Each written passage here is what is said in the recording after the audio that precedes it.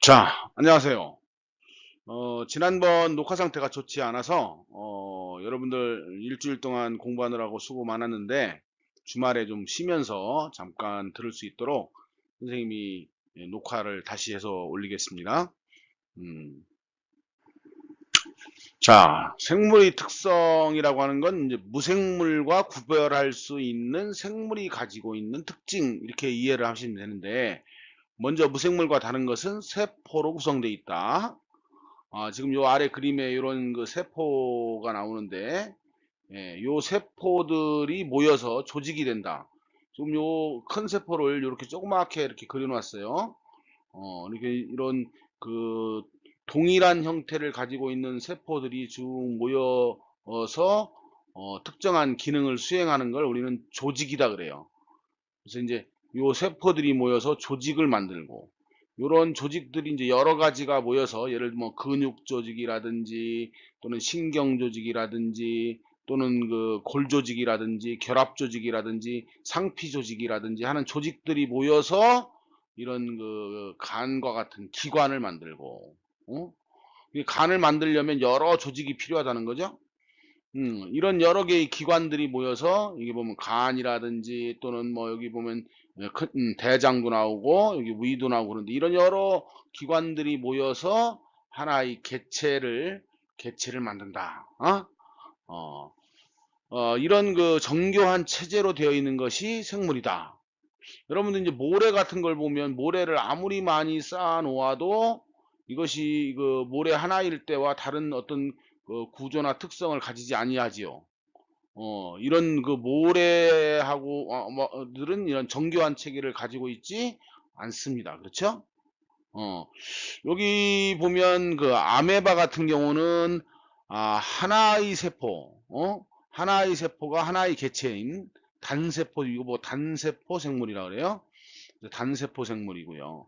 여기 두 번째 그림은 식물의 잎인데 이것도 마찬가지예요. 요 표피 조직을 구성하는 세포들이 여기 쭉 나와 있고, 여기는 여러분들 잘 알고 있는 해면 조직, 여기는 울타리 조직을 구성하는 세포들은 좀 길게 이렇게 되어 있네요. 그리고 여기 또 이제 표피 조직, 이런 조직들이 모여서 이제 이 전체가 뭐야 이게 잎이라고 하는 하나의 기관을 형성했다라고 하는 요거 식물의 이해가 되겠습니다. 음, 다음 두 번째, 물질 대사를 한다. 물질 대사라고 하는 거 여기서 키워드가 생물체 내에서 일어나는 화학 반응을 물질 대사라 그래요. 이런 화학 반응이 일어나지 않으면 생명을 유지할 수가 없습니다. 그리고 이러한 그 물질이 변화할 때에 반드시 에너지의 출입이 일어나요. 그래서 물질 대사가 일어나면 곧 에너지 대사도 같이 일어나는 거죠. 다른 말로 하면 물질이 변화하는데 에너지의 출입이 없이 변화할 수는 없다라고 하는 거예요. 자, 그러면 이러한 물질 대사가 이제 우리 생물체 내에서 어떤 것들이 일어나느냐 그러면, 자, 여기 보면 우리 간단한 물질 그랬는데 간단한 물질의 이제 대표적인 게 이제 이산화탄소하고 물 같은 거 우리가 예로 들 수 있어요. 얘들은 어 이들 화합물을 구성하는 원자가 이산화탄소의 경우 3개밖에 안 되지요. 물도 마찬가지지만. 그래서 비교적 간단한 물질이라고도 하고 다른 말로는 저분자 화합물 이렇게도 얘기해요.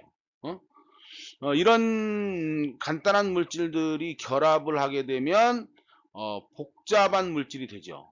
복잡한 물질이 됩니다.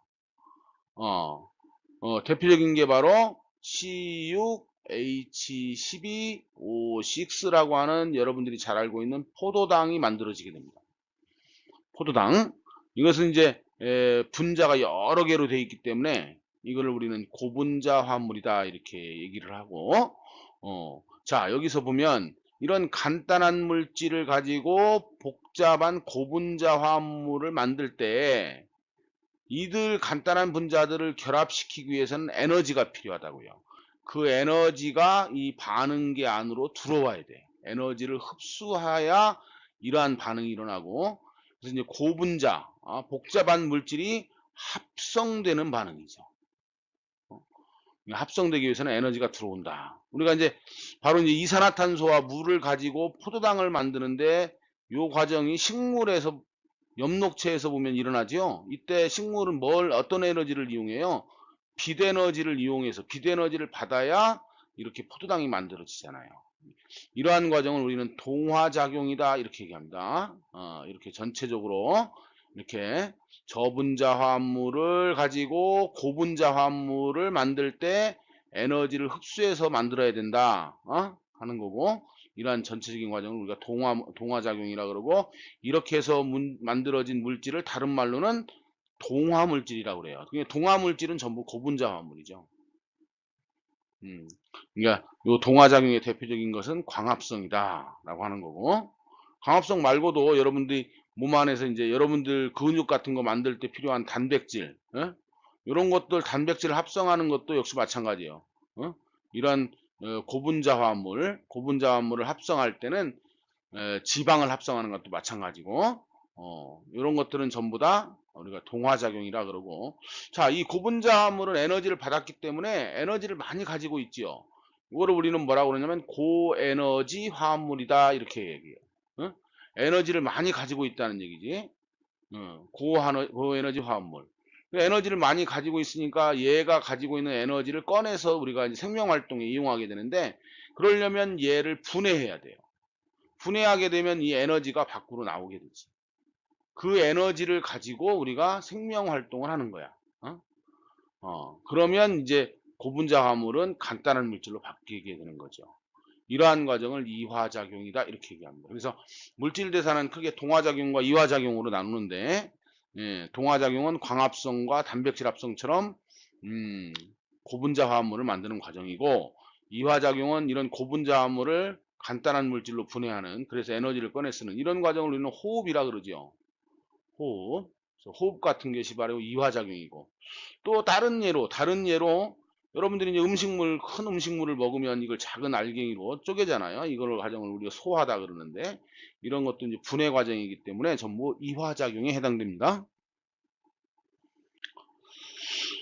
다음, 자극에 대한 반응 그랬는데, 우리가 이제 생물체 주변의 환경은 늘 일정하지 않고 항상 변화를 하게 됩니다.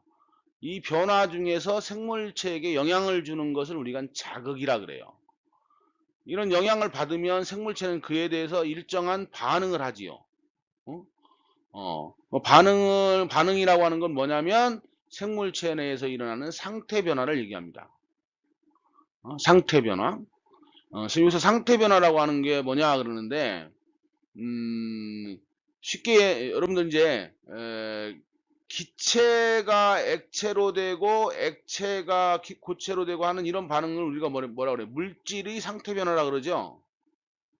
물질의 상태 변화.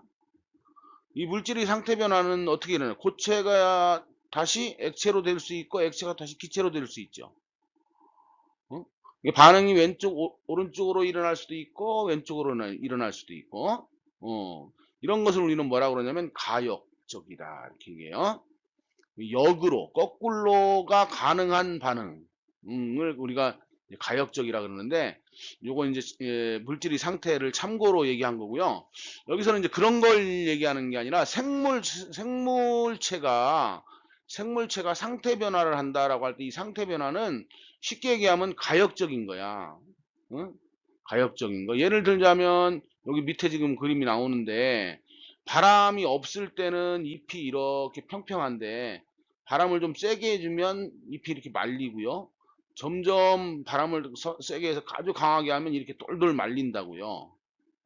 그러면 바람이 세기라고 하는 자극에 대해서 잎이 이렇게 말리는 반응을 보였잖아요. 근데 이제 바람이 불지 않으면 얘가 어떻게 돼요? 다시 펴지게 되죠. 원래대로 되돌아간단 말이야. 이걸 우리는 가역적이다 이렇게 얘기하는데, 이런 가역적, 되돌릴 수 있는 그런 것들을 우리는 이제 반응이다 그러는데, 여러분들 뒤에서 적응을 배우게 되는데, 이 적응에 대해서 이제 뒤에서 다시 한번 얘기를 다시 한번 하기로 합시다. 자, 그러면 이렇게 자극에 대해서 반응하는 이유가 뭐냐? 바로 항상성을 유지하기 위한 거예요.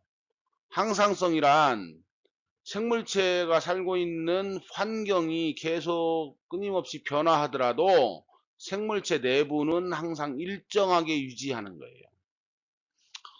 여러분들 이제 겨울이 돼도 체온이 36.5도씨로 여름이 돼도 역시 마찬가지 온도로 일정하게 유지되지요. 이런 것들이 바로 항상성이에요.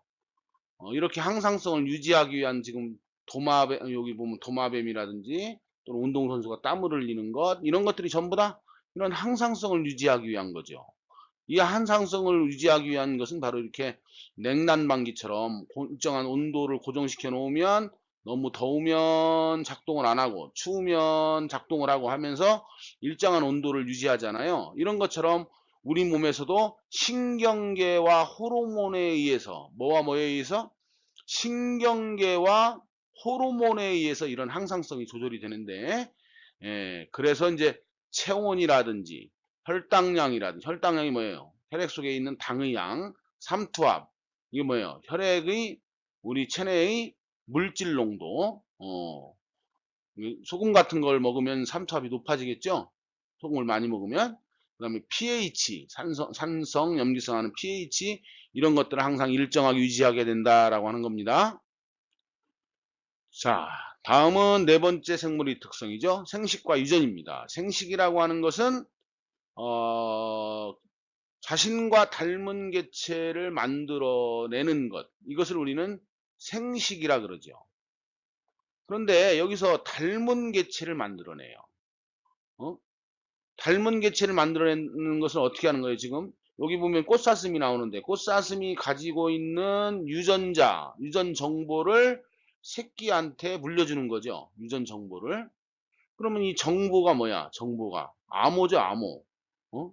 이 암호가 DNA라고 하는 물질에 들어있다고요? 그죠? 아시죠? 그럼 DNA를 여기 물려주면, 얘가 DNA를 가지고 가만히 있으면 아무것도 할 수가 없죠. 암호를 해독을 해야지. 암호를 해독하게 되면 그 암호에 의해서 뭐 얘가 목도 길어지고 다리도 길어지고 하는 이런 그 특성이 나타나는데, 이런 것을 우리는 뭐라 그러냐? 형질이라 그래, 형질. 그래서 이제 이런 그 유전 암호를 물려받으면 생김새도 닮아지고 또 여러 가지 생리적 특성도 닮아지고 심지어는 성격적인 것도 닮아지는 그런 것들을 우리는 형질이라 그래요. 이런 형질을 물려받는 걸 유전이라 그런다 하는 겁니다. 다음은 발생과 생장인데요. 요건 다음 그림 보면서 좀 설명을 하겠습니다. 자, 여기 보면은 지금 요 정자하고 난자가 수정한 수정란, 이건 이제 들어가서 수정하면 수정란이 하나 만들어지죠. 얘들이 계속 세포 분열을 해가지고 여러 개의 세포가 됐네요. 그 세포들이 쭉 더 세포 분열을 하게 되면 더 많은 세포 덩어리로 되고, 그러면 올챙이가 되고, 여기서 뒷다리가 쑥, 앞다리가 쑥, 꼬리가 없어지고, 나중에 새끼 개구리가 될 때까지. 예? 그러니까 수정란으로부터 완전한 개체가 될 때까지 과정을 우리는 뭐라 그러냐? 발생이다 그래요. 발생. 이 발생이 일어나면서 세포 숫자가 늘어나지요. 이때 우리는 이거를 증식이라 그러고요. 이 세포들이 다 모양이 똑같은 게 아니에요.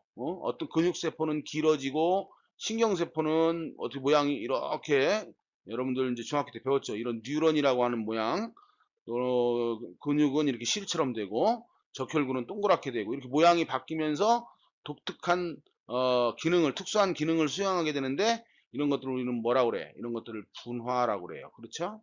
분화. 그 다음에 이런 것들이 모여서, 이런 여러 개의 세포들이 모여서 하나의 기관을 만들죠. 조직도 만드는, 기관을 만드는데, 그래서 다리도 만들어지고, 간도 만들어지고 그러는데, 이런 것을 우리는 형태 형성이다, 이렇게 얘기합니다. 그러니까, 완전한 개체가 될 때까지 증식도 일어나고, 분화도 일어나고, 형태 형성도 일어나는 거죠. 자, 이렇게 해서 만들어진 새끼 개구리가 성체가 될 때까지 역시 마찬가지로 이때도 세포 분열에 의해서 세포 숫자가 많이 늘어나게 돼요.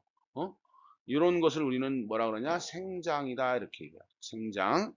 생장이든 발생이든 얘들은 기본적으로 뭐에 의해서 가능한 거예요? 세포가 분열하기 때문에, 세포 분열에 의해서 발생과 생장이 일어난다. 그렇죠? 그래서 이제 여러분들 고드름이 위에서 아래로 쭉 이렇게 달리는 건 이 고드름이 분열하는 게 아니죠? 물 분자들이 계속 붙어가지고 얼으면서 계속 자라는 거지. 이게 외부에서 새로운 물질이 자꾸 축적돼가지고 쭉 자라는 거지. 예, 이거는 생장이 아니에요. 어, 그래서 이제 이런 그 세포 분열에 의해서 발생과 생장이 일어난다는 거 꼭 기억하시기 바랍니다. 다음은 적응과 진화. 우리가 이제 아까 반응이라고 하는 말을 배웠어요. 자극이 주어질 때 생물체가 반응한다. 즉 환경이 변화하는 게 자극이라 그랬으니까 환경이 변화하면 반응을 하게 돼 있는데 여기 보면 여기도 비슷한 말이 쓰여 있어요. 생물체가 환경 변화에 대응하여 그리고 환경이 변하면 뭐라 그랬어요? 몸의 구조나 기능, 행동, 생활 습성 등을 변화시키는 현상. 그랬어요. 똑같이 환경 변화에 대해서 반응도 하게 되고 적응도 하게 되는데 자, 반응과 다른 점은 몸의 구조가 보면 여기 보면 사막에서 어떻게 됐어요? 건조하니까 잎이 가시로 바뀌었죠? 응? 여기 보면 모양이 지금 사막여우하고 온대지방의 붉은 여우가 사막에 사는 건 더우니까 열을 많이 내보내기 위해서 이런 귀가 신체의 말단부가 이렇게 굉장히 그 발달돼 있는데 극지방 같이 추운 곳에 사는 추운 곳으로 갈수록 몸체가 점점 지방 같은 걸 많이 축적하면서 퉁퉁해지지요. 어? 그런 것들이 바로 이제 구조에 대한 거고. 다음 이제 기능도 달라지죠. 응? 기능도 달라져요. 그래서 이제 사막의 그 캥거루쥐는 물을 잘 못 마시니까 오줌을 누는데 예, 물을 많이 내버리면 안 돼요. 그래서 소량으로 오줌을 누게 돼요. 그래서 오줌이 매우 진하게 됩니다. 이렇게 기능이 바뀌죠. 그다음에 또 행동이 바뀐다. 그래서 나방 같은 경우는 밤이라고 한 환경에 적응해서 행동을 하지요. 그래서 나방은 낮에는 잘 날아다니지 않고 밤에 주로 행동한다고. 다음에 생활 습성 대표적인 게 먹이죠. 먹이. 이 동물들 보면 먹이를 잘 자기가 먹던 것만 먹지 바꿔 먹지 않잖아요. 이런 것들. 이런 것들은 바로 이게 뭐예요? 이건 아까 반응은 가역적이에요. 잘 변한다. 되돌릴 수 있다고 그랬는데 이런 것들은 되돌릴 수 있나요? 못 돌리죠. 비가역적이에요. 가시를 가시가 많이 나 있는 이 선인장에다 물을 많이 준다고 가시가 잎으로 바뀔 수는 없습니다. 그렇죠? 어, 이제 그런 점에서 좀 차이가 있고요. 여러분들이 요 반응과 이제 적응의 또 다른 점은 반응은 비교적 빨리 일어나는 거죠. 어? 어떤 자극이 주어졌는데 반응을 늦게 하면 안 되죠. 빨리 해야 됩니다. 그런데 요 적응은 어떻게 돼요? 이 하루아침에 가시로 바뀌거나 그러지 않았겠지? 아주 오랜 시간에 걸쳐서 일어난 것이 바로 적응이다. 라고 하는 거예요. 다음에 요 그림 참고하시고요. 참 진화는 뭐예요? 진화는 환경에 적응하면서 결과적으로 나중에는 오랜 시간이 걸리면 아주 오랜 시간, 이건 아주 오랜 시간에 걸쳐서 일어나는 게 진화야. 갑자기 일어나는 게 아니죠. 그래서 아주 오랜 시간에 걸쳐서 환경에 적응하다 보면 유전자가 바뀌어가지고 새로운 종이 나타나요. 그런 걸 우리는 진화라 그럽니다. 음. 자, 오늘 수고하셨는데 생물의 특성 선생님 6가지 설명했죠. 기억을 한번 더듬어 보세요. 세포로 되어 있고 정교한 체제로 되어 있다. 그죠? 그 다음에 두 번째, 물질 대사를 수행한다. 세 번째, 자극에 대해서 반응해 가지고 항상성을 유지한다. 네 번째, 발생과 생장을 한다. 어? 요런 것들은 지금 내가 선생님이 설명했던 네 가지는 개체를 유지하기 위한, 이걸 안 하면 죽어요. 개체 유지 현상이라고 그러고. 다음에 나머지 두 가지 특징이 뭐 있었죠? 생식과 유전. 이거 새끼 안 낳는다고 개체가 죽는 거 아니잖아요. 그러나 새끼를 못 낳으면 다음 종족이 유지가 안 되겠지. 응? 그 다음에 적응과 진화. 이것도 아주 오랜 시간에 걸쳐서 일어난다고 하는데, 이런 것은 종종 유지 현상이라고 그래요. 그러니까 생식과 유전과 적응과 진화는 종종 유지 현상이라고 합니다. 자, 오늘 내용 잘 정리가 됐습니까? 대단히 수고 많으셨습니다.